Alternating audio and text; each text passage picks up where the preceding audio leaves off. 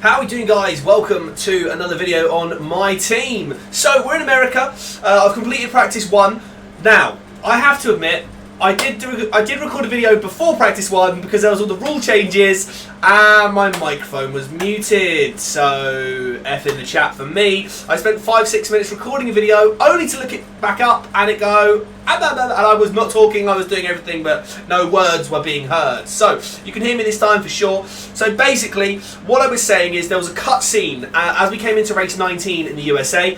I think it's Carl, the engineer guy that came in. I think when you go into your cockpit sometimes in like practice, Jeff will go, oh, we've spoken to Carl about the new parts, they've been fitted, da da da da da. So I think it was Carl that came in, and he's the guy that sort of speaks to you, and he comes in like, oh guys, all the rule changes are in, we need to decide what we want to keep, all the hard work we've done is going to come undone otherwise. So basically I'll go into the workstation, I'll show you, I'm hoping it will still show you what is in red. So for my team, I don't know if it's the same for everybody else. If you have got to this stage, or when you get to this stage, do let me know what parts of yours are going to be stripped away because of the regulations. Do let me know. I don't know if it's the same for everybody, so I'd love to find out from you guys what your experience is. So I've got nothing at all on the aerodynamics and nothing at all on the powertrain. So you'll see here, the powertrain, unfortunately, we're 10th at the moment. We were 5th. We laid off the powertrains. We were 5th fastest, and now we're 10th fastest. So that's a bit of a shame. The aerodynamics package isn't being touched, which is fantastic, because we're 11, 10, 9, 8. We're 8th on the grid for the aero package. So that gives us a great start for next season already with our aerodynamics. Now,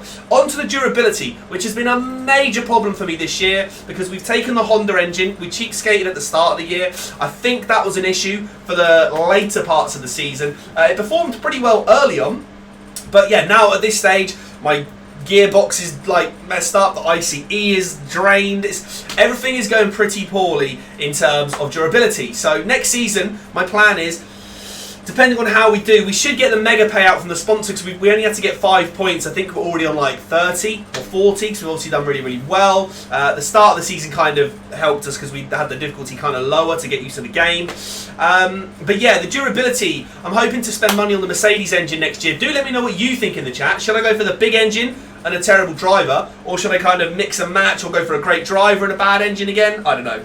Anyway, there's only 4 parts in the durability department that are being changed because of the regulations, so I'll have to try and work towards getting them. The MG UK, we've got the ICE minor gearbox change and a minor turbo durability, so there's nothing massive. Now, the only problem I have with this, and I don't know how this gets affected, is if I don't have these 3 at the bottom, do I lose everything above that? Because obviously these are the entry-level resources, and they branch into the higher ones. Do I keep my higher ones still, and then have to rebuy these ones? I'm not sure how that works. If anyone does know, please do let me know, because that would save me an arm and a leg. Now, the issue was, all season long, our chassis has been one of the worst. So, the last couple of races, we've heavily invested in the chassis, and guess what? The rule regulations are stripping back 6 parts to our chassis. 6, which is everything we've added. So we're about to become the worst chassis on the grid once again. I did ask you guys in my fake recording where I had the mic on mute what we should go for. I think I was always going to go for the chassis anyway because of how bad it would have been. We would have lost every single upgrade. And at the moment I'm still not sure if I'm allowed to buy the higher items and then I keep, and then I don't know if it strips it backwards. So if I buy the engine cover, for example, with nothing else, do I lose the engine cover anyway? Because technically I haven't actually branched out through the tree to get to that stage. I'm not sure how it works. I'm hoping someone can let me know. But we are going to go for the chassis. I'm going to try and get the major upgrade next because these parts don't cost you a lot. They're about 250 resource points each. So I spent massively on these 2 already, which is 2 minor ones. I'm going to hopefully get the major upgrade there as well. We're going to spend a lot of money keeping the chassis up because we're miles ahead of Williams. We're not far away from some of the others, but we're miles behind things like obviously the top teams. I'd love to overtake Haas. So if you look overall on the overall of the car, we are 8th on the grid at the moment. So we have overtaken Alfa Romeo we're just ahead of Haas as well. Obviously we're quite far ahead of Williams. But again, we're not really too far behind Renault, McLaren, Alpha Tauri, and even Racing Point, really. The top 3 are kind of quite far away from us, but as we build and progress, we should do quite well. I'll show you here on the R&D that we've got. We do have a major part coming for the MG UK, which is good. That will help us boost the car up, obviously. I think in the durability department, that is, that's another major upgrade, so that will help us get that. I do need to get a lot of work on the ICE. I think we need to get the facilities upgraded for that to happen, so I think we'll focus on durability for the new season.